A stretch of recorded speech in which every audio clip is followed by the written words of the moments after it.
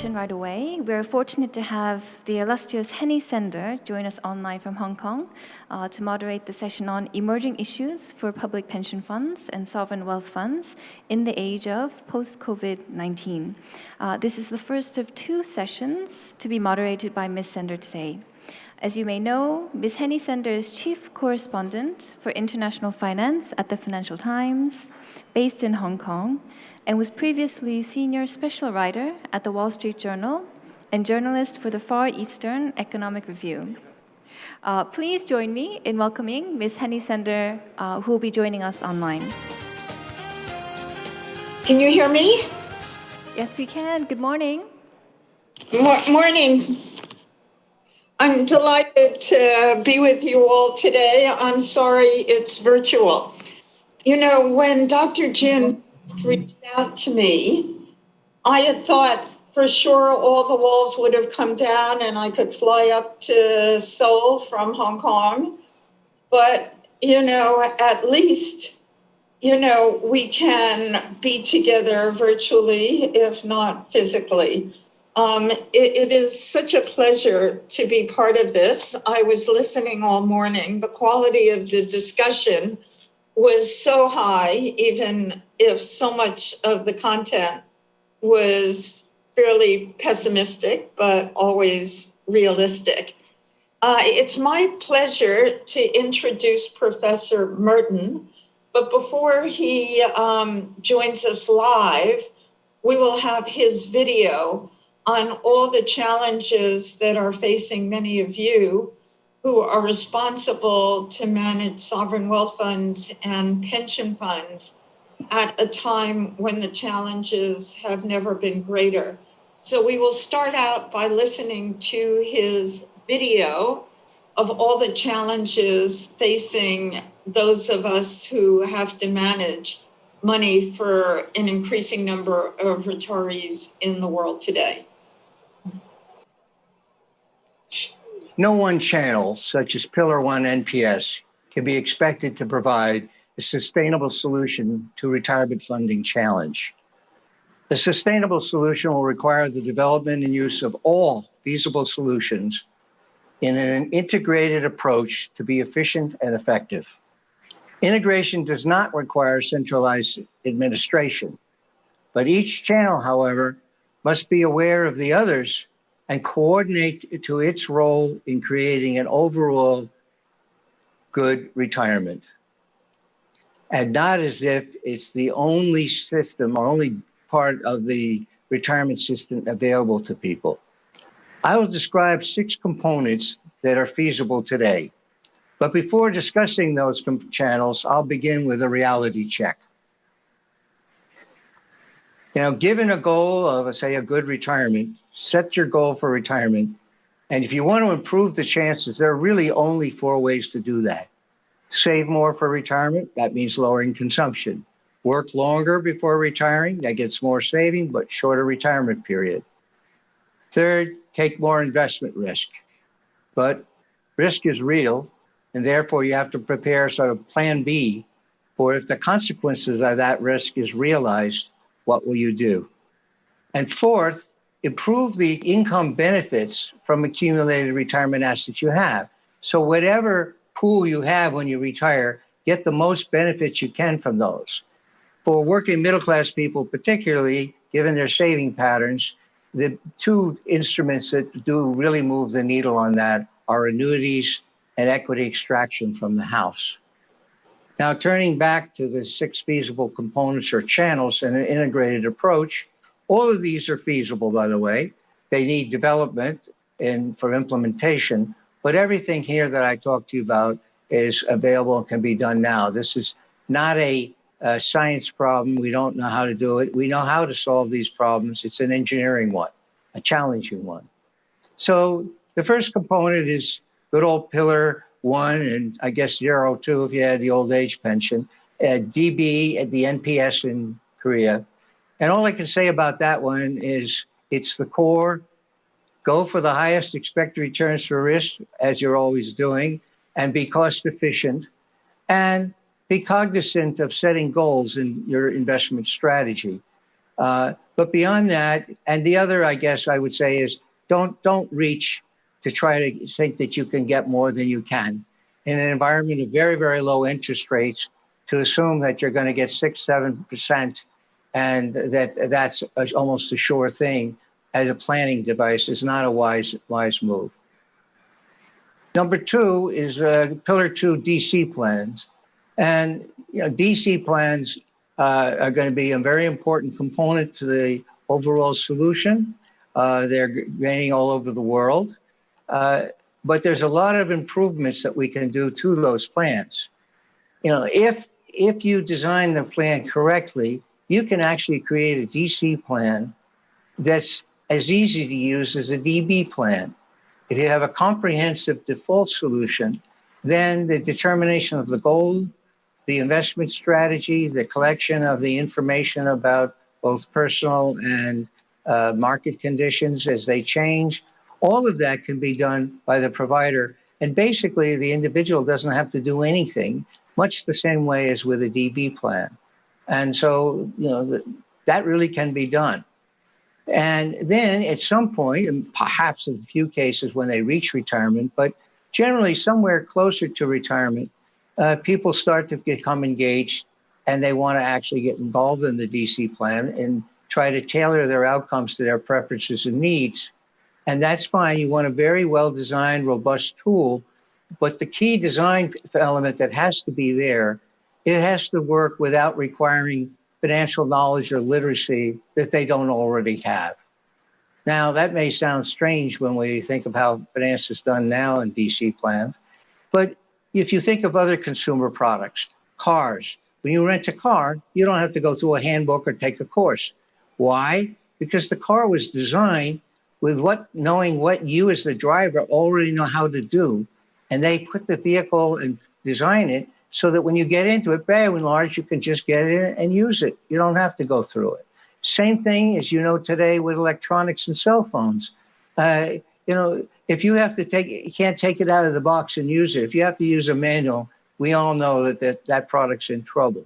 So we can apply that same thinking to the designing DC plans when people are making decisions. And I've done it, and it really can be done. So this is not a dream. Now, we also have to be sure to have a very smooth transition from the accumulation to the pay down phase. This is a stress time for people as they're coming up on a deadline. And the smoother it is, the better it will work.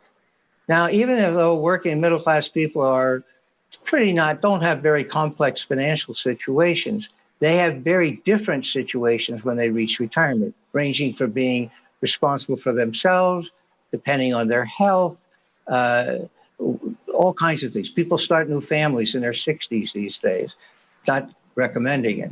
So we need to have a system that is very flexible in terms of giving meaningful alternatives and choice. Third is Pillar 3, you might call it. This is personal saving. Any well-functioning retirement system has to provide for uncovered workers. And that's becoming more and more the case as around the world, more and more people are becoming self-employed and are really not part of any member plan. And they still need to provide for their retirement. And of course, you also have people that are members of plans, but that the plans themselves do not produce a high enough replacement ratio to have a good retirement. And so people want to supplement their benefits. A key element to successfully doing Pillar 3 is to design a security that people can buy easily at low transaction costs and use and get themselves to a good retirement. Now, as an example, one is about 18 months ago, I gave a talk at the World Knowledge Forum in Seoul on this. They were called selfies, happens to be the particular bond design. And I'll just briefly give you so you have a sense of what I mean by designing a security for people personal saving. Here we see here an example of someone who, let's say, is a young person who's going to plan to retire in 2058. That's at least their guess where they're going to retire. And so what we do is say, you buy a 2058 selfie. If they were going to retire in 2050, it would be a 2050 selfie. It's like going to a shoe store and just picking the size of your shoe You pick the year you're going to retire. And this is a government bond. Keep that in mind. We all know what those are. And the thing that's different about it, there are two things. One is, and I show it with this picture here on the left, at the time when you buy it, you have a cash outflow. And then the selfies pay nothing all the way up until 2058, the year of you're planning to retire. So that's a very strange looking bond. And then when it gets to 2058, it makes level payments each month or each year for 20, 25 years. We'll get back to that. Okay, so this is the payout pattern. Now, this looks strange for a bond, but this is exactly what you do with a pension. You put your money in today to the pension plan, get nothing, and then when you retire, you get a stream of payments. But remember, this is a bond. Now, to show why this is important revision over, let's say, a standard 30-year bond that I show the payouts on the right, here you buy the bond, you get a payment every 6 months. If 30 years, that's 60 coupon payments. And at the end, you get a balloon payment. That means that person who buys that has to reinvest the money, has to go and do all of this, often in a very small scale, 60 times, and then 61, they get the money. And it's a 30-year bond, but they're not retiring for 38 years. So there's a gap here. They're going to have to reinvest. They don't know when they buy it what interest rates will be at that time. So they're taking very large interest rate risk. So what I wanted to do, I can't go any further into this, but just to say that the element here is the difference between designing a government bond that everybody can understand. It's simple, it's risk-free. You have one transaction. You buy here, you get here. If you actually retire there, you don't need to do anything because you're just going to get the kinds of payments you wanted from a pension. Here, 61 transactions. And so the other thing I would just mention about it is that it's actually indexed not to inflation even, it's indexed to per capita consumption, which means it protects the person against both inflation and standard of living changes because people are going to want to live the way they live in the latter part of their work life. That feature makes it really simple, though, for people to make a decision of how many selfies they're going to need. Because if they're living on at a standard living of 50,000 now, and they are adjusted for both standard living change and inflation, then they can, without doing any analysis, you just tell them, if you're living on 50,000, then you need selfies that pay 50,000. If it pays $10 per bond, then you need 5,000 selfies. End of story. You just need to be able to divide. No forecasting, no figuring out compound interest, nothing. Okay? So this allows people on their own, with no advisor, to be able to make an intelligent and useful decision. So that's what we mean by innovation to solve with the three. Now I turn to the fourth of the 6 components. And this relates to providing more benefits from whatever amount of assets are accumulated. I already mentioned this. And the 2 elements that I say do this are, without increasing risk, are annuities and a reverse mortgage. And I will show you in a minute how big an impact you can have by having a system in which you have a well-functioning reverse mortgage. And I believe in Korea, I like the name better there. It's called home pension. But whatever you call it, we know what it is. And it's a real game changer and something that I feel very strongly there. The 5th one is people are going to be wanting to work longer. They're going to have to in some cases, but they want to as well. And what I'm suggesting is we should systematically organize in a retirement-friendly structure ways for people to, retirees or people who are retiring, to work. They can be contract employees, they can work, organize either public or private sector, specialized jobs that were designed to use the comparative advantage of seniors with a minimal amount of new training required. So, seniors are not trying to build a career, they're not trying to look after a whole bunch of other people, including their own children. They have a calm temperament for the most part. And, for example, you want to plant flowers in the parks. They would love to be able to plant flowers. That's a good type of job for that. If somebody has special skills, maybe they were an engineer, they can put them into the high schools where they can help out using their experience and knowledge. Very young babies, ones that don't jump around and run all over the place and are very heavy to carry. It takes attention and caring. They could be very good for helping working mothers. So the basic idea, 5, is that people will work longer. If we could have it organized in a systematic way and be very efficient, that people could count on being able to do that, and we'll get a lot of good use out of people who still want to do things. And not only will this provide the needed cash flow, but it also allows them psychologically to smoothly taper the work experience. So that's the thing. The 6th one is to restructure the retirement system to realize that there's more to life than being in retirement. We don't work our whole life with the goal of retirement. And we all have to deal with the life cycle. Now, I'm not suggesting we turn the retirement system into a lifetime financial planning, but I do think there are elements of the retirement system that should touch or be connected with other parts of the life cycle, particularly in areas of crisis, such as we've experienced, all of us, in COVID-19. And I'll come back to that in a minute. So these are the 6. Now let me give you an example coming back to the annuity and reverse mortgage. I apologize, these are all US numbers, but I think you'll see the point.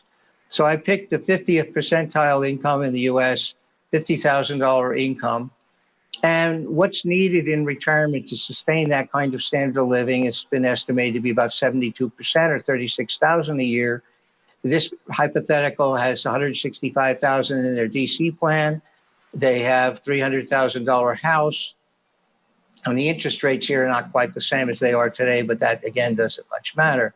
And they have Social Security, the equivalent of Pillar 1.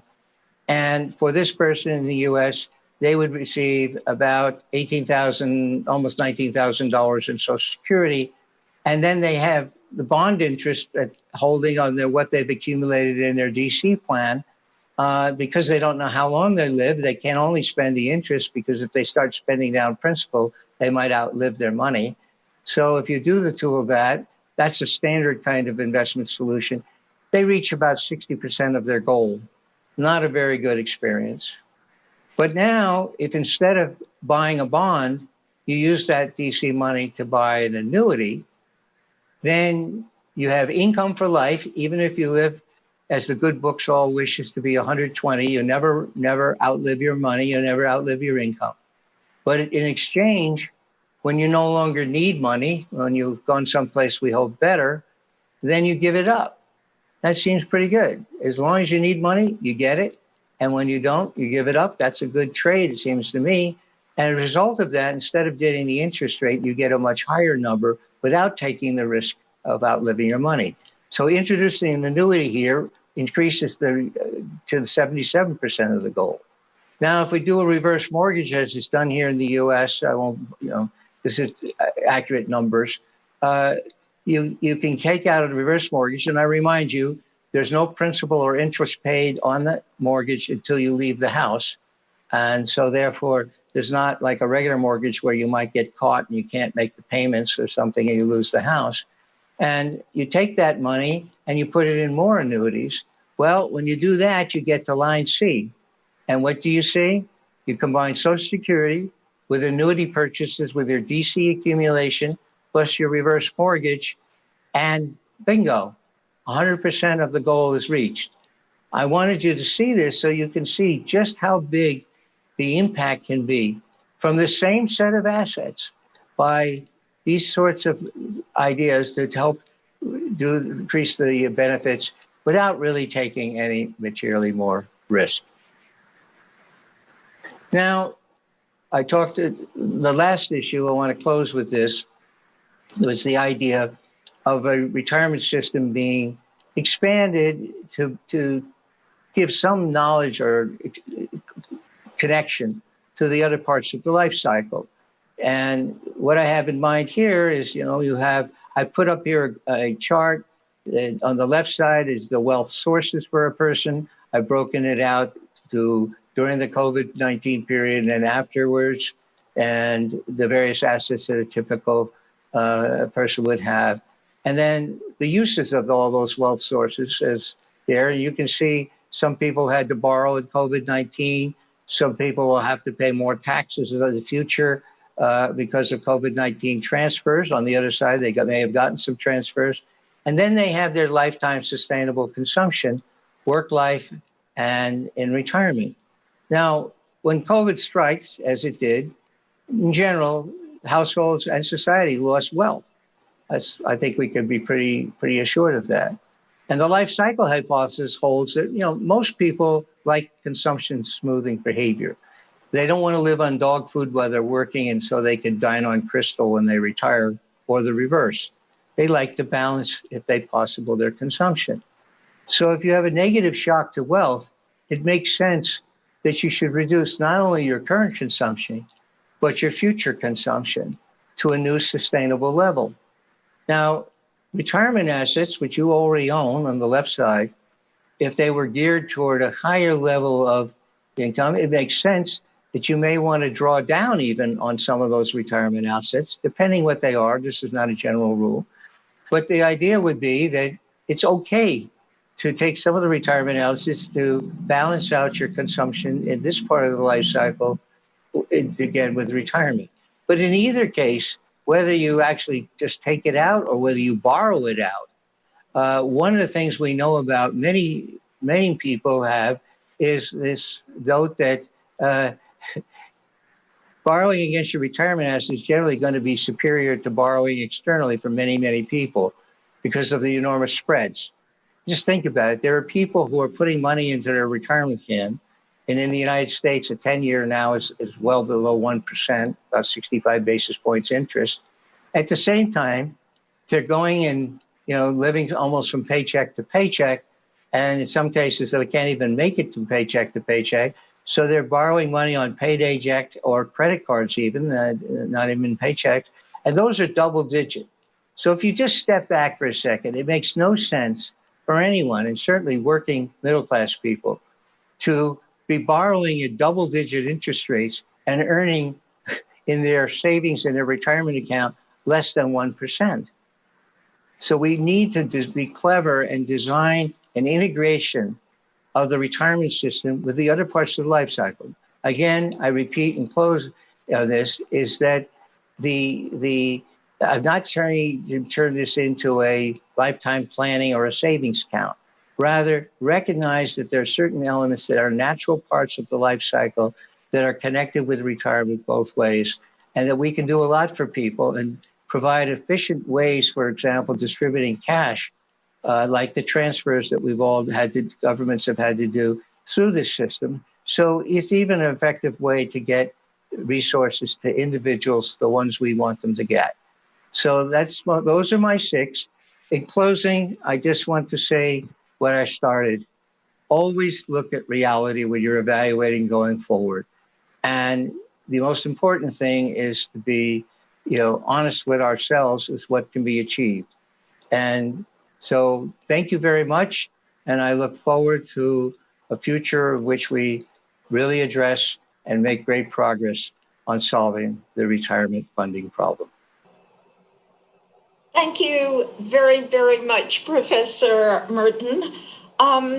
It is now up to the panel to follow your advice. And I think that the most relevant piece of information from your incredibly effective and comprehensive outline on good retirement funding practice is your advice to be realistic, particularly in the assumptions of what the returns are. We will now go to hear from Mr. Choi. We'll come back to you in the panel. Thank you so much for staying up so late back on the East Coast of the US. And Dr. Choi is going to give us a wonderful overview about all the uncertainties that have been given rise to. And when I listened to David's remarks earlier today, he said, it really is different this time. And Dr. Choi is going to give us really what the template is for the entire hour's discussion about how you achieve decent, safe returns in this new post-virus environment with all the uncertainties. So Dr. Choi, I turn it over to you now. Okay, thank you, Mr. Haney, for your kind introduction. Good morning, everyone, and hello to guests joining us virtually as well. Thank you to the IGE founder, Dr. Sagong, and Chairman Kwang Woo-jeon for organizing this important session. I'm honored to be among such distinguished guests and honored to be speaking just after great Professor Robert Merton. We have all been talking a lot about COVID-19, but despite all the talking, the only thing we know for sure is that we cannot be sure of anything, at least in the short term.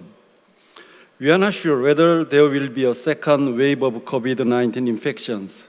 We are not sure if there will be a vaccine, and in terms of recovery, each country will recover at its own pace, depending on its economy, policy level, and culture. So what can we do with so much uncertainty? Acknowledge it and prepare for as many possibilities as we can. At KIC, we are considering various types of potential market recoveries, and we are running stress tests to figure out the impact of each. The good news is that we are okay with the uncertainty because as a long-term investor, we are comfortable with it. And one thing we do know is that long-term, the world will recover eventually. A second wave of infections could come, but I'm confident it won't change the course of recovery, just the speed. In this time of COVID-19, a long-term stance makes a big difference. Founded in 2005 to efficiently increase national wealth, this year we're going to celebrate the 15th anniversary of KIC. KIC, at this stage, we manage about 157 billion US dollars. We invest in both traditional and alternative assets with a long-term perspective. And we don't focus too much on short-term events. So in a volatile and uncertain financial environment, and considering our mandate to achieve stable risk-adjusted returns, KIC's approach to investing is all about balanced asset allocation. Today, I'll be talking for a few minutes about two things: how the world may look post-pandemic, mainly from investors' point of view, and how this will affect KIC's strategy. We have been paying close attention to expert forecast about the life after COVID-19. Our picture of the future has four main traits. First, it will be a deglobalizing world, as previous speakers highlighted. This is already happening as countries close borders, impose entry restrictions, and limit trade. And the countries will probably keep doing this, especially as the deglobalization becomes politically motivated. Second, life has become virtual, so we will need proper digital infrastructure. Our online lives will expand, whether we are having conference through Zoom and WebEx, like we are today, shopping online, learning online, telecommuting, and telemedicine. So more investment will be made in digital infrastructure. And this will encourage even more innovation in things like artificial intelligence, robots, and virtual reality. Next, ESG. We used to concentrate on E, the environmental factors, but the impact of the pandemic has helped us to better see the world social leaders. So investors will pay more attention to the social part of ESG. Lastly, we will see developments in healthcare industry. We live in an aging society, and we are in the middle of a pandemic. We have also seen how the global healthcare system needs to improve. As a result, countries will be investing more in various parts of the healthcare industry. So what does all this mean for KIC?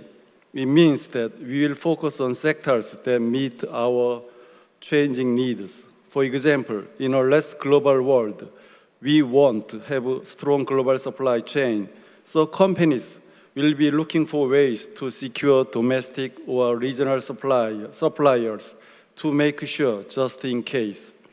At KIC, we look for the beneficiaries of these changes. For digital infrastructure, we will have to use more non-face-to-face services in an almost contact-free economy. So KIC will look for investment opportunities in e-commerce and software companies. Also because we have less physical contact, we will have to strengthen our virtual connection. So we will invest more in content platform that can connect us, also in ultra-intelligence and ultra-connectivity. For all this to happen, we need proper digital infrastructure. So KIC will continue to take a great interest in areas like data centers and telecom infrastructure. For healthcare, we live in a rapidly evolving COVID-19 landscape. So we remain focused on companies developing vaccines, treatment therapies, and testing kits.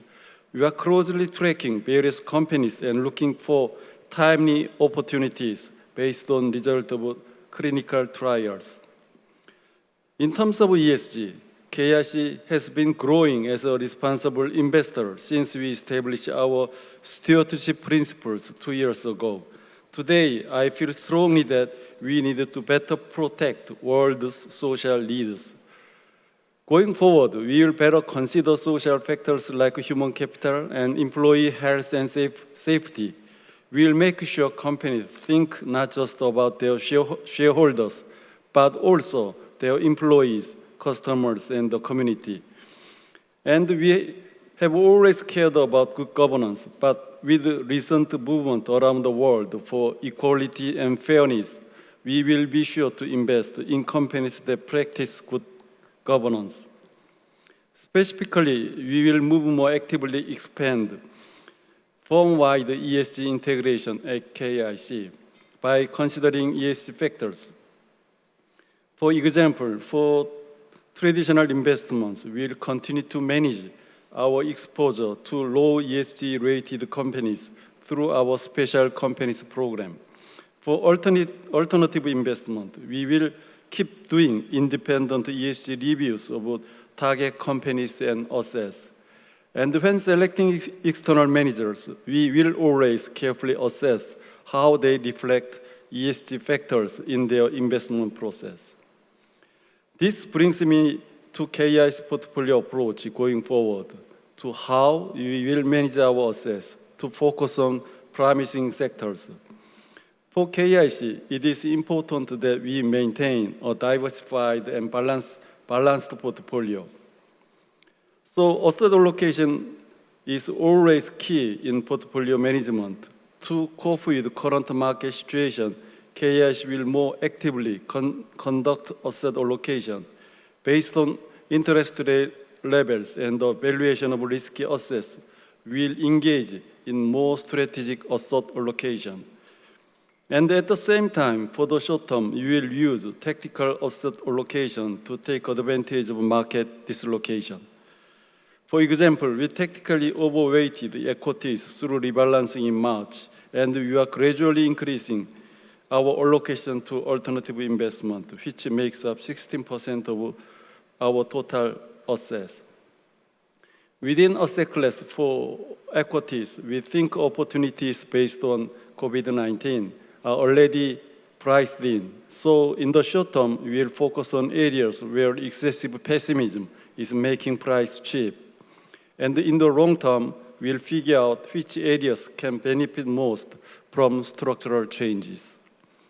For fixed income, we will respond tactically by closely monitoring central bank policies, while short-term interest rates are expected to remain low under current central bank policy. We are monitoring for potential long-term interest rate hikes due to increasing government bond issuance for fiscal policy expansion. And in terms of alternative assets, we will try to capture investment opportunities in the promising areas I mentioned and welcome not only co-investment opportunities with GPs, but also investment with other sovereign wealth funds and LPs. In conclusion, and this may sound counterintuitive, I think collaboration will be more important in a deglobalized world, as Professor Stiglitz highlighted at the previous session. But even in a pandemic, we still need to share resources, information, and networks to succeed. Perhaps you have noticed, but it is like how we are moving away from the term social distancing and using fiscal distancing instead, because we are actually needed to strengthen our social ties while keeping physically distant. I hope that through virtual conference like this, we can continue to work together even when you are apart. Thank you for your listening.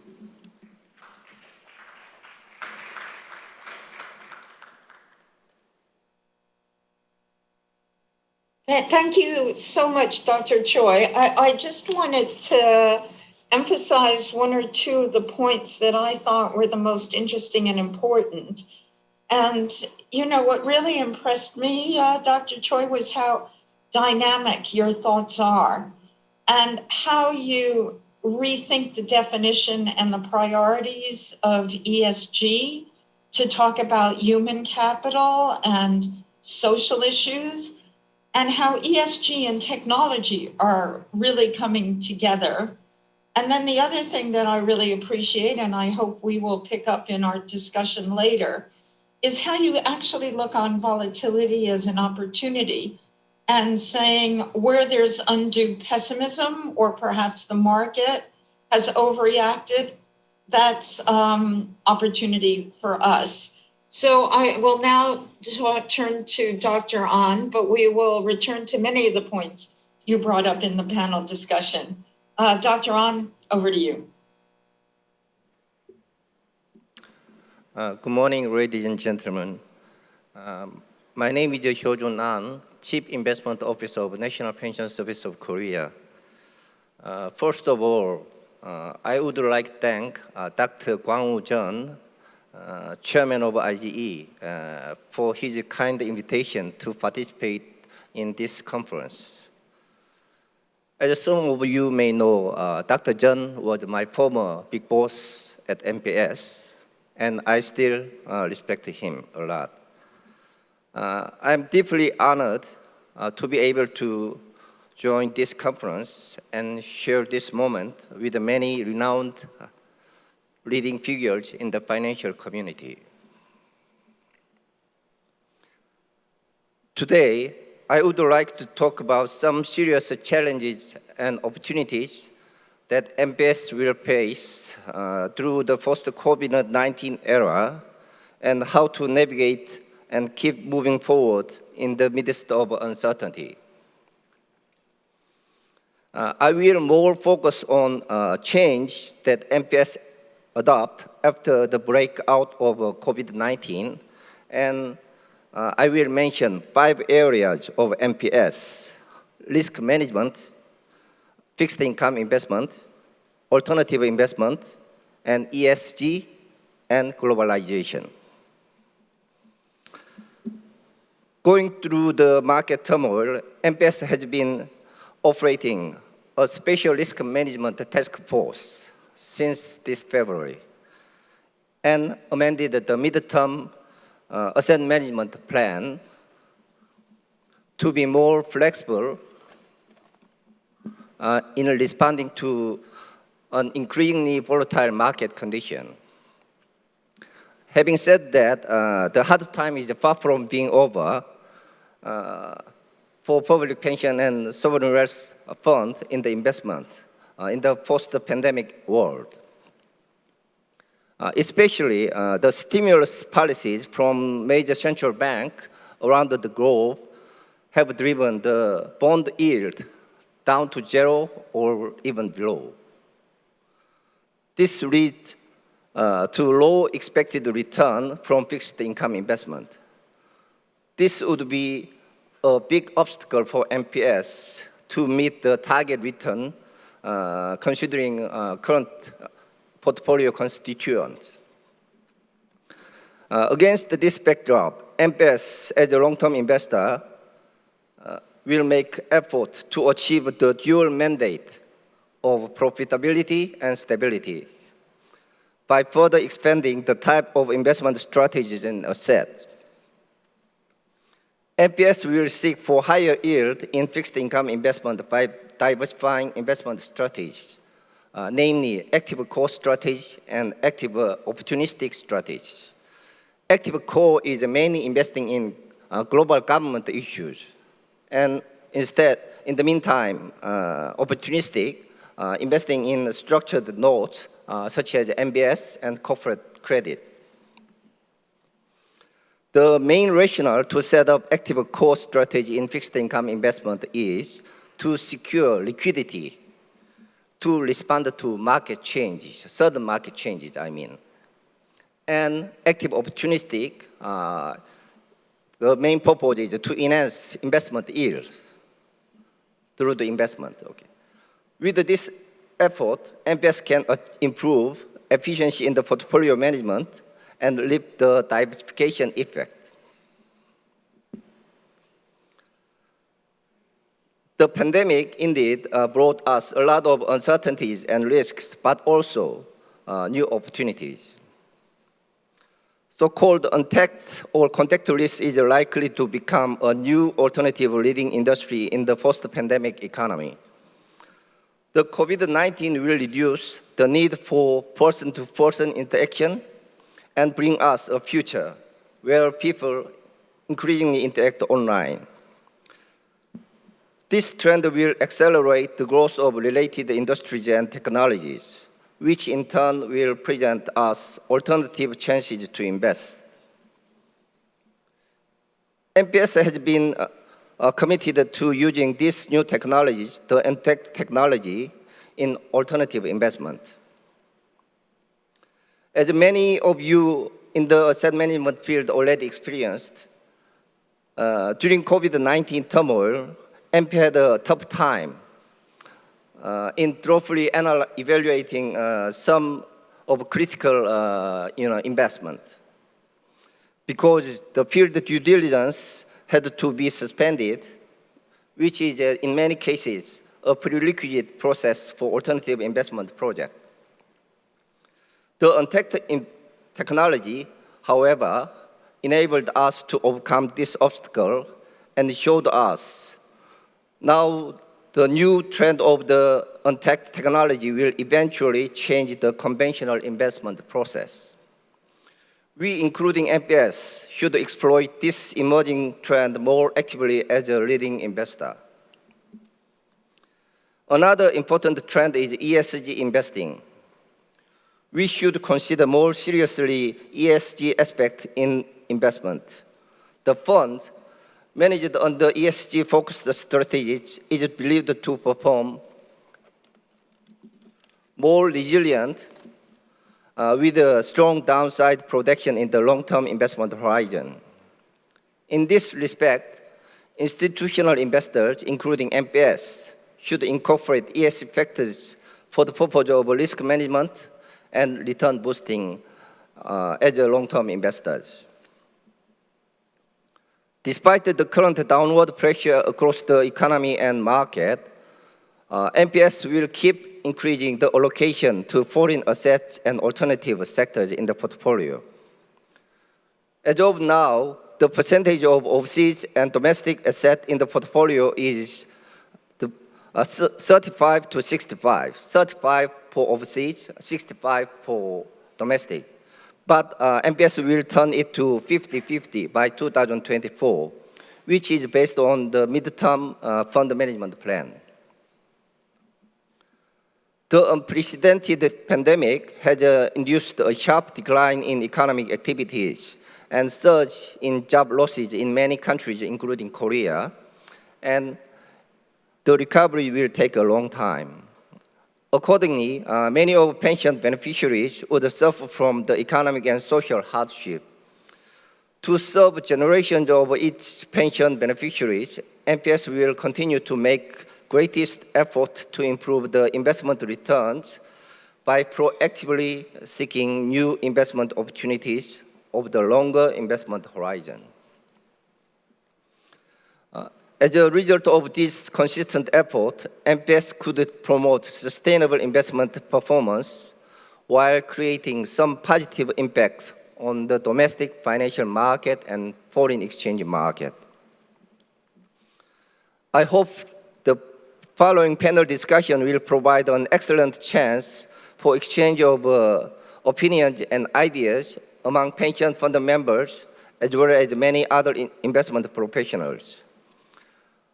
Again, I would like to thank the officials of IGE for organizing this conference and look forward to any insightful discussion and debate that will ensue. Thank you for listening. Thank you.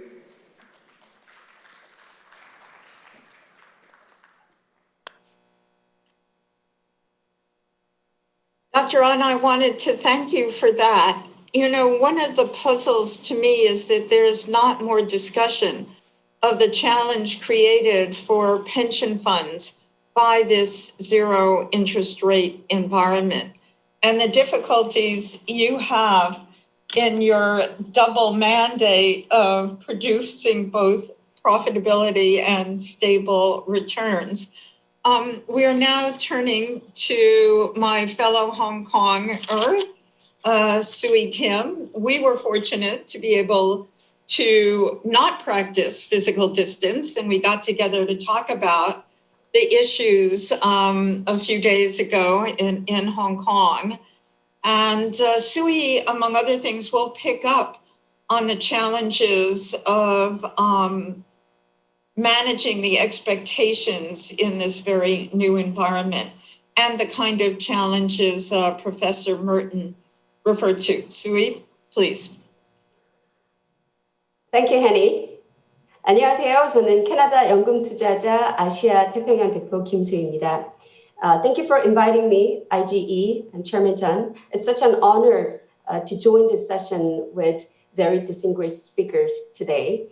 It is my first time joining conferences in Korea virtually, which is now very common. It's every day, but it's still not as effective. So I'm going to try to keep my remarks short, and I'm happy to answer any questions over our discussions later. Today, I'm going to discuss key challenges and opportunities to investors like us in light of current environment and what we, CPP Investments, are doing. Starting with the challenges, I don't know whether we have the slide, the page 2. Great. The biggest challenge, the number one challenge really is the slowing economic activities. Now, no country is immune to the current impact of pandemic, and the global economy is expected to contract this year. And what's more important is that there's a huge uncertainty on the curve of the recovery. We don't know what the path of the recovery will be, and then we internally think that the uncertainty will last at least until next year, and the return to the pre-COVID level may take as long as 2 to 3 years from now. So we're talking about 2023. And that is not good for investors, and that is actually not good for anybody. Second big challenge that we see for pension asset managers and sovereign wealth funds in particular is liquidity. The increase in unemployment as a result of the slowing economic activities, whether it's due to the social distancing or shutdowns, mandatory shutdowns, has direct impact to pension contributions and therefore the net cash inflows to pensions. In addition, governments around the world may ask pensions and sovereign wealth funds to share the burden as fiscal budgets stretch to the extreme. For example, we have seen that Australian Prime Minister Scott Morrison asking industry and broader pension funds to play a more active role in dealing with economic issues, as well as some distress, saving some of the distressed businesses due to COVID. Third, another key challenge, I'm going to still on the page 2. The key challenge is, as Henny just alluded, the low interest rate and low return. Post-COVID, we have seen around the world the central banks stepping in, particularly the Fed stepping in with an unprecedented support in the market. And that led to an extremely low interest rate and run up in the price, both in fixed income as well as equity markets. Now we have this really extremely uncertain operating environment, low cash flows from the businesses, but very high price and valuation due to low discount rates. And the problem is that this low rate and this extremely challenging environment for investors to generate returns is expected to last in foreseeable future. Last but not least, rising income gap and rising nationalism. This leads to increased geopolitical risk, which is now a key part of our investment considerations. For example, because of this rising nationalism and geopolitical issues, we expect the supply chain decoupling to increase. And then that will inevitably lead to increasing costs for many businesses and companies as well. And also rising nationalism impact investors directly with increased scrutiny for foreign investment. We have seen a number of countries notching up the foreign investment reviews, like Australia putting in place $0 threshold for foreign investment reviews. India is restricting neighboring countries to invest. And we have also seen Japan requiring foreign investors who expect to invest more than 1% of listed companies to report ahead of time. This means for investors is a higher bar for investments and more uncertainty in making investments. Now moving on to the opportunities. So next page. COVID, the way that we see that COVID has really accelerated many trends that we have identified earlier. And the pandemic has caused people to rapidly change their behavior, embrace new and tech-enabled ways of living, working, connecting. And in fact, I think years of technology adoption are taking place in just weeks and months, like online groceries by older generations.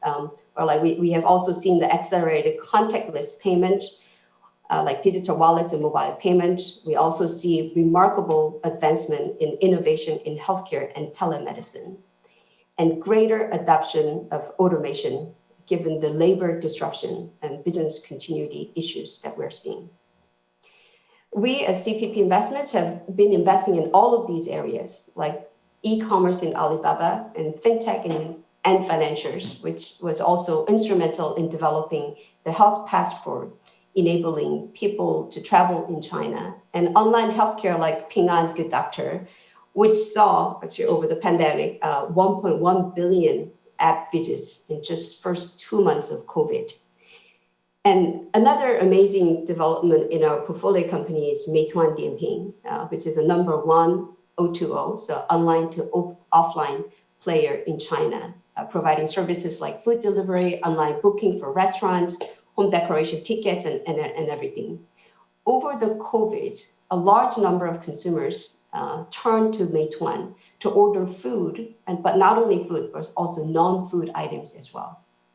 And Meituan introduced contactless delivery, allowing couriers to be delivered to a nominated locations in the building rather than to the door. That also improved the delivery efficiency of the company by almost 20%.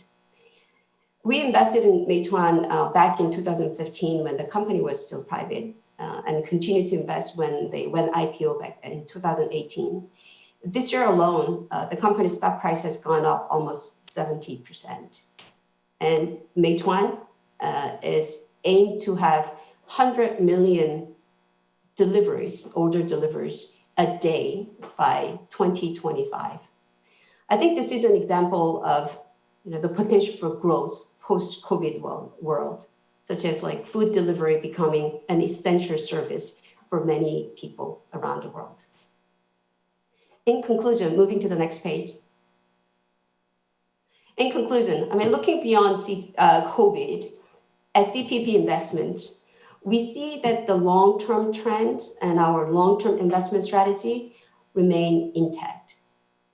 I mean, it's, on this slide, we summarize that our strategy that we have now, which has been focusing on very long-term horizon, has served us very well so far. We have generated almost 10% net returns over the last decade, and about 60% of our current assets come from our net income that we generated so far. If anything, this pandemic has not shaken our belief in certain long-term trends. A lot of that I just mentioned, such as investing in new economies, advanced technologies, and energy transitions, and investing in emerging markets, including Asia. Our commitment in Asia has not changed, and then we're going to continue to take a very long-term view. While we know that we cannot predict a pandemic, but we know that we can prepare for potential downturn in the global markets, which is actually what we exactly did. I mean, ever since the global financial crisis, we have paid a lot of attention, significant effort to enhance our risk management practices, and that we have put in place financial crisis management plan and pandemic response plans. And most importantly, we really developed a widely diversified and resilient portfolios. I'm pleased to share that that has served us very well so far. So we're remaining in our long-term investment strategies. Thank you, and look forward to hopefully seeing you in person sometime as well. Back to you, Henny. I have my microphone back on. I wanted to thank you so much, Sui. I was agonizing whether to go to Kevin first, who faces the same challenges that Sui has identified, or whether to go to Dr. Shin first. And I decided I'd go to Dr. Shin first because he's going to address how he sees the KIC and NPS dealing with some of these challenges, particularly the point about having assumptions about returns that are realistic, but also at a time of what Sui referred to as national service. Is there a danger that both central banks and big sovereign wealth funds and other asset managers are increasingly politicized? And how do you deal with those challenges? So Dr. Shin, I will turn to you now for some brief remarks, and then we will end with Kevin from GIC. Thank you. Thank you very much, Henny. In my talk, I'll make 2 points. One for a public pension fund, and another on sovereign wealth funds. On public pension funds, our talk about the risk of taking more risk without a solid plan, or a plan B, as Professor Morton said, or a contingent plan. And on sovereign wealth fund, our speak about the risk of being too much politicized in the environment of geopolitical tension and this deglobalization movement. On public pension fund, the coping with this virus crisis, most central banks and fiscal authorities poured enormous amount of money into the market, resulting in the decoupling between financial markets and real economy, which is, in my mind, not sustainable, meaning that either the real economies have to pick up in real or nominal terms, or financial markets cannot avoid being adjusted. Moreover, it is very likely that market interest rates would be kept low for a significant length of time for most countries, including Korea. Having said so, it is not realistic in my mind to maintain the return assumptions that most pension funds had before. It is, of course, their choice to increase the risk, but they have to come up with a good contingent plan for taking more risk. Because taking more risk is not hypothetical, it's real, as Professor Merton mentioned. The contingent plan would include increasing the contribution rate, extending the retirement age, or even increase the government subsidy. As for the NPS, it already had the challenge of long-term financial sustainability even before the crisis. And with this crisis, the challenge becomes even more serious. And as you can imagine, it is a very difficult political process to prepare such a contingent plan. Therefore, I suggest that the NPS would first try to increase its return at the same level of risks. One way would be to improve its portfolio into more globally diversified portfolio, because diversification is almost a free lunch. Another way would be to create higher alpha, but that would require the NPS to rebuild its organization for enhancing its investment capacity. It is almost a joke from a global standard that the CIO's term of the NPS is 2 + 1 years. In my memory, no CIO in the NPS had served for the NPS for more than 3 years. So if CIO is expected to leave in 2 years or at most 3 years, what kind of reforms can he or can she make? So maybe the NPS should start from opening the possibility for a CIO to continue if his or her performance is satisfactory. On sovereign wealth funds, the sovereign wealth funds are different from pension plans or pension funds in that they do not have, typically they do not have clearly defined liabilities. It is good and bad. It is good that sovereign wealth funds are in a better position to pursue long-term investment issues like impact investment or ESG investment. It is good that sovereign wealth funds can even pursue national interests, such as investment in areas where risk assessment is almost impossible, meaning that it is very hard to quantify the risk. On the other hand, it is bad that sovereign wealth funds can lead to, sovereign wealth funds can be vulnerable to political influences because no clear liabilities sometimes lead to loose disciplines. There seems a trade-off between the width and the concreteness of the mandates and the risk of political vulnerability. Currently, the KIC has, in my view, minimum risk of being politically influenced because its mandates are mostly focused on financial returns. According to the current KIC law, it is hard to take any risks that are hard to quantify or hard to assess. Going forward, however, I cautiously would like to suggest that the KIC find ways to do a bit more expanded roles for Korea, such as development roles, like the IFC of the World Bank Group, or as a risk manager for Korean economy, which was actually suggested by Professor Merton a long time ago. Thank you very much.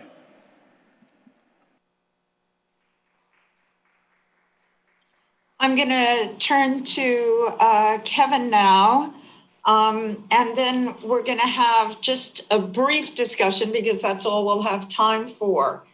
But I do want to pick up on some of the risks in the environment today. But let us now turn to Kevin and the view from Singapore about how to deal with these challenges of low returns and high uncertainty, which all of us are agonizing about. Kevin. Thank you, Henny.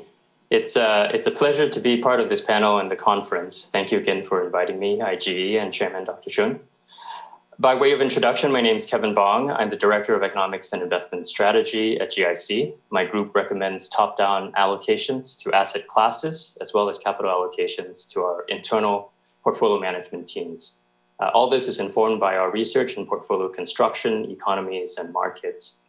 I hadn't planned on having the benefit of listening to all the other speakers first, but since I've been given that opportunity, I thought I would contribute by just quickly summarizing what we have heard and also sharing some of my thoughts about two things.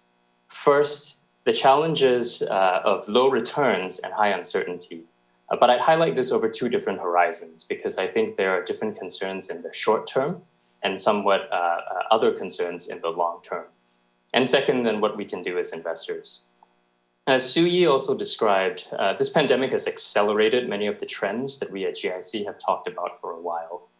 In terms of concerns, these include slowing productivity and global growth, higher corporate leverage and higher levels of sovereign debt, and geopolitical tensions as well, just to name a few.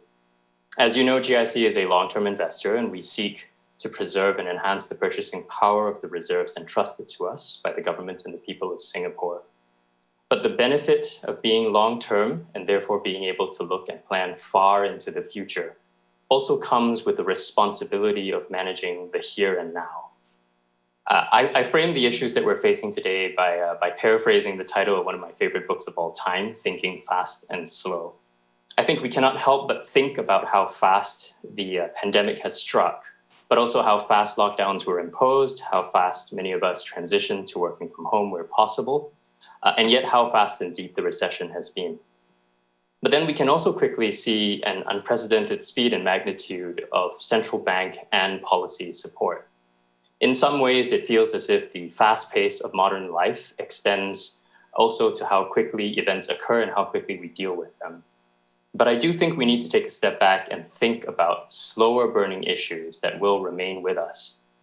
For the medium term, this will include, hopefully, the successful development, production, and distribution of a vaccine. And we can hope for a gradual but sustained reopening of companies, businesses, and also borders to travel and trade. For the long term, the same concerns that I mentioned at the start, though, unfortunately still do remain with us. The pandemic imposed both a supply and demand shock, but even with the full recovery, the challenges of slow productivity and growth will remain. And we might face an additional factor now of structural unemployment as economies shift. Corporate leverage continues to be a concern. Part of this arguably comes at the expense also of higher sovereign debt than before. And as we know, geopolitical tensions remain always on a simmer, and this can come to the fore for any number of reasons. I'll share three things that we at GIC are doing to navigate these fast and slow issues. The first is an emphasis on resilience. In how we look at companies to invest in, we've always emphasized quality and long-term value. Today, strong balance sheets and positive cash flows are especially valuable, as is growth, for example, in e-commerce, technology, and logistics, as Dr. An and Soo-Yi also described. In how we assess economies, policy space and sustainable and stable growth become especially important as well. The second is an emphasis on flexibility. As many of the previous speakers have highlighted, the shape of the future economy could be quite different from the past. There may be a redistribution of supply chains, and companies and countries will differentiate themselves in how they emerge from the crisis, as Dr. Choi alluded to. As investors, I think we need to respond to the changing investment environment and continually build new capabilities as the opportunity set changes. The third is an ongoing transition of what I call going from passive to active to proactive.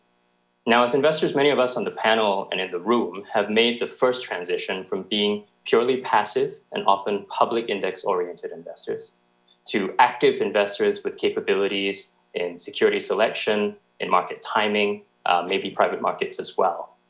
The next phase of the transition is to go from active to proactive. And by this, I mean that we may not be able to just wait for opportunities to arise and be shown to us. We're increasingly going out into the market to seek new opportunities proactively at GIC. You can see this as an evolution from being just a capital provider, as most investors are, to being a solutions provider, if you will. GIC has had the benefit of building good knowledge of the markets, a solid reputation in the industry, and we've deepened many relationships with corporate management and other investors over time. I think it's this knowledge, reputation, and these relationships that are going to be part of the bedrock that allows us to become increasingly proactive in the way we invest. And I think this will be a key differentiator for us and for many of us in a post-COVID new normal. Maybe I'll stop there and bring the discussion back to the panel. Back to you, Henny.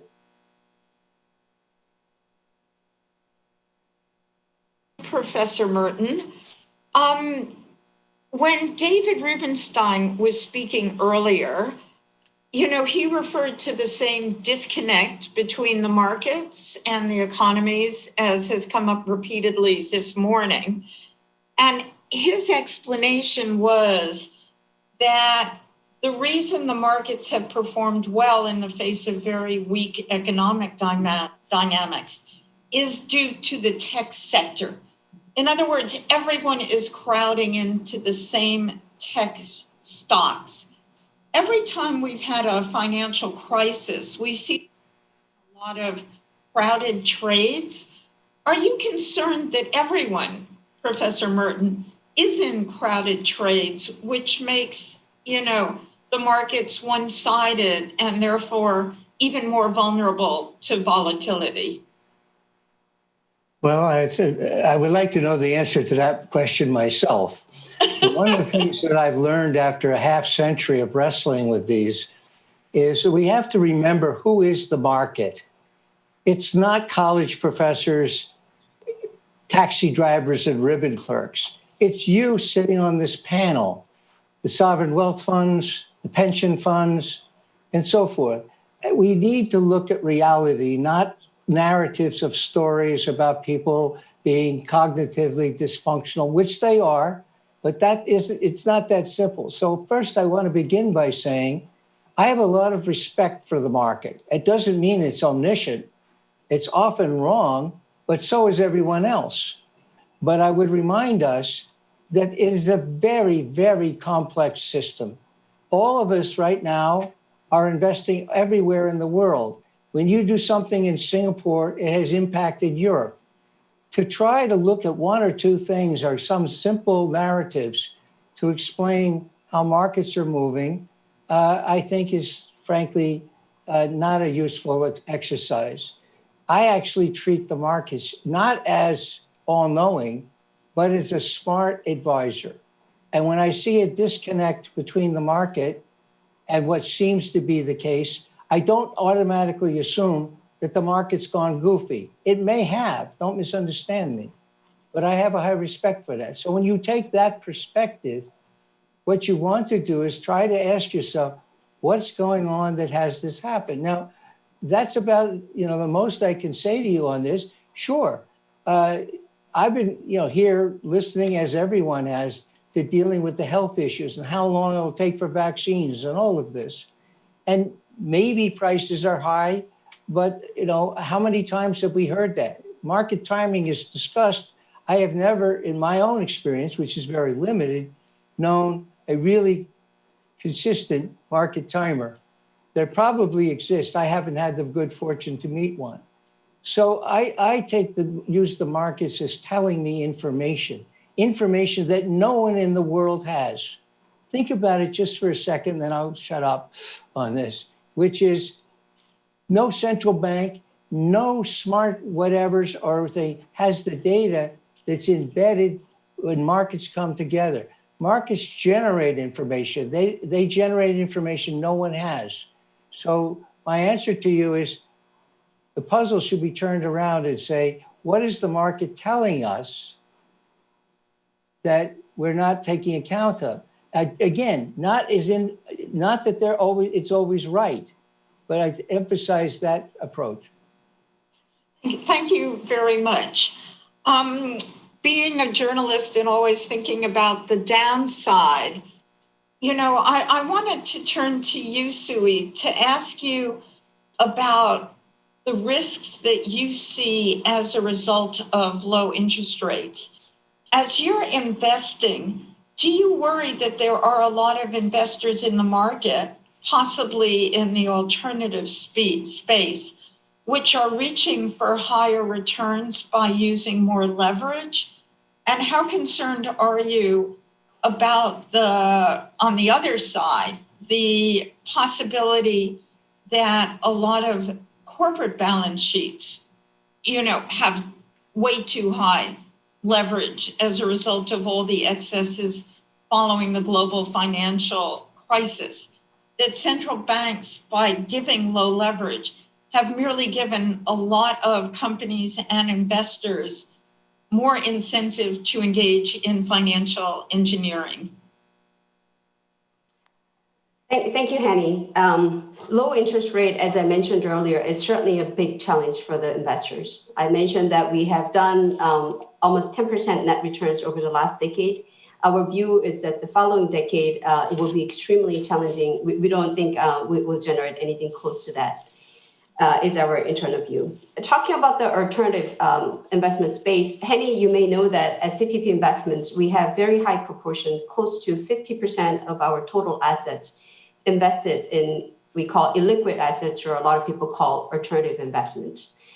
What I have seen that, as I mentioned, as liquidity as one of the key risks for the sovereign wealth funds and pension plans, that at the time of this crisis, you really need to make sure that you have planned your cash flows well enough that with the amount of alternative investments that you have made, you still have very safe and sound liquidity situation. And at the same time, for the alternative investments, it requires, when the companies are in difficult times, it requires humongous amount of resources to be able to manage that. We have more than 1,800 people around the world. We have 10 offices globally. We have hired talents to be able to do direct investments. But that took us more than a decade to be able to do that.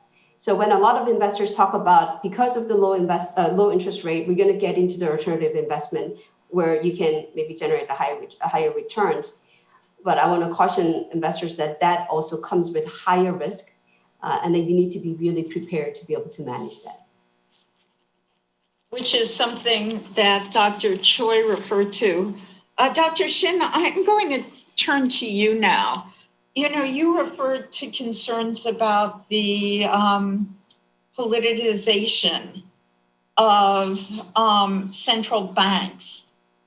Do you think that central banks are under such political pressure that they will keep interest rates too low, too long? First of all, I have to say that I'm not a macroeconomist, so maybe I'm not in a good position to answer that. But historically, we had experiences in World War II. For example, U.S. government collaborated with U.S. Fed to keep market rates low. 10-year bond rate kept at 2%. So that investors are sure that the rates would not go above 2%, but it is attractive enough to invest relative to short rates. And also, 2016, Bank of Japan, they actually implemented yield curve targeting. And right now, I think the many central banks are thinking of implementing yield curve targeting. So that means that the market rates may be kept low artificially. for a long time. And considering the high level of the household debt, the corporate debt and government debt in Korea and in other countries, I think one way to solve the problem in the long run without too much pain is to impose inflation tax. Thank you very much. Kevin, I would like to turn to you. There are so many risks in the world. You referred to some of them, especially on the macro front, slower productivity, structural unemployment. As you think about the world and your asset allocation sitting on top of the silos, if you have to think about the risks, what are the risks that concern you most in that long list that we've all identified? How do you prioritize your concerns? Sure. That's thanks, Henny. It's a challenging question. We could probably sit here all day to go through the entire long list. I'll take a page out of Professor Merton's book. I would say that if you think about overall volatility, that tends to be a good summary of all the risks that the market is pricing at a point in time, if you will. I think we are especially concerned by what we think to be arguably relatively high valuations in the market. And if you think about the fact that valuations may revert over time, the levels from which they are today to where they may revert to if you just use a simple long-run average, for instance, imply that there could be significant impairment to returns for a very long period of time. And that, I think, is one of the challenges that we face as investors in general, especially if you have to be invested and if you have to be invested across a wide range of assets in the market. The probability that there will be some reversion, the probability that there will be a correction in the market is something that is of very, very great concern to us. And one of the things that I think we can do differently, just as a result of that, is to really think harder about that differentiation among countries that may be more vulnerable, among companies that may be more vulnerable, also to target sectors that we think may have better opportunities ahead. But a lot of that really requires the talent and the capability of teams that you have to have built over time to be able to navigate the markets today. Thank you so much. I think that point about differentiation and the need to have a very differentiated portfolio and a more diverse one, point that Dr. Shin made earlier, is such a good one. Is Dr. Choi still with us? I'm not sure. If he's not, let me turn to you again, Kevin. One of the things that he mentioned is the possibility that interest rates move up and then, a lot of governments have issues. To what extent is there a possibility that we see, especially in emerging markets, the possibility of a repeat of the temper tantrum of 2013, when we saw, Ben Bernanke even imply that at some point the Fed will raise rates? Sure. It's hard to handicap the probability of that. I think we can let alone the timing. Yes, of course, let alone the timing. I think if we knew that, we could all do a lot better in our investments as well. I would say that we can compare the situation between 2013, which you highlighted, and how they look today. There are clearly similarities and differences. In many ways, the idea of emerging markets as a whole, again, conceals a lot of differentiation among different markets themselves. The situation today really is one of an exogenous shock, which is the result of a pandemic that really leads to a lockdown and economic stress, which is somewhat different from arguably what may be more of a monetary issue back then.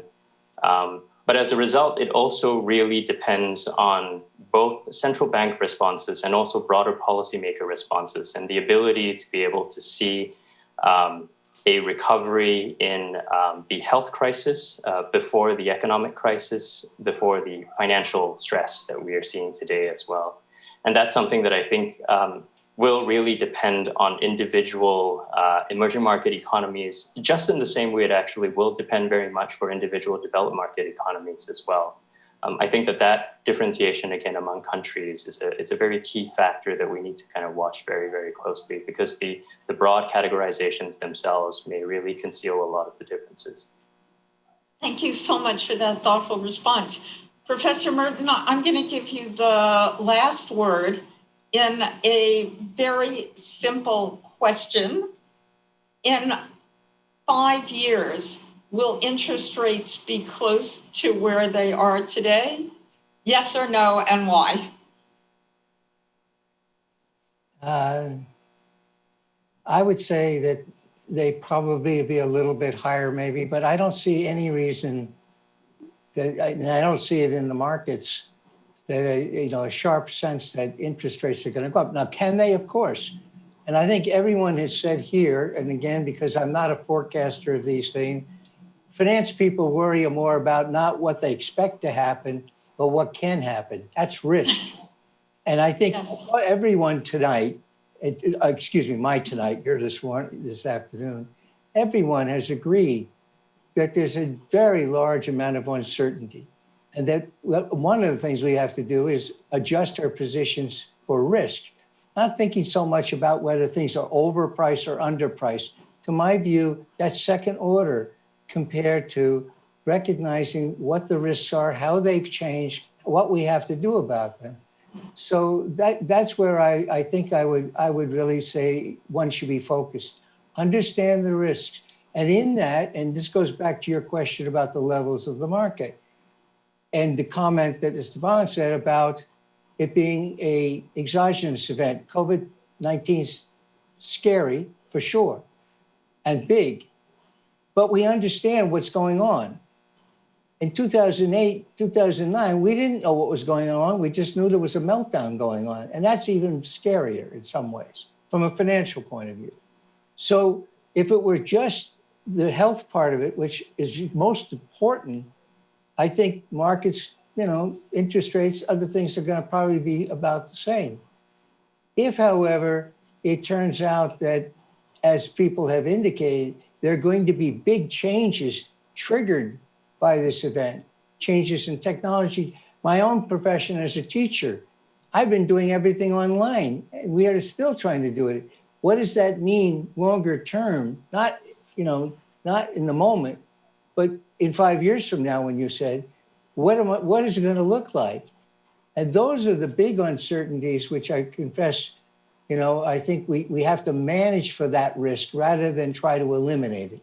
I think, again, we spend too much of our efforts trying to think the magic story of who can tell us what's really going to happen, so we can feel safe, rather than recognizing, as everyone has said, and these are the cream of the crop, it's sitting on, I wish I were with you in Seoul, sitting there.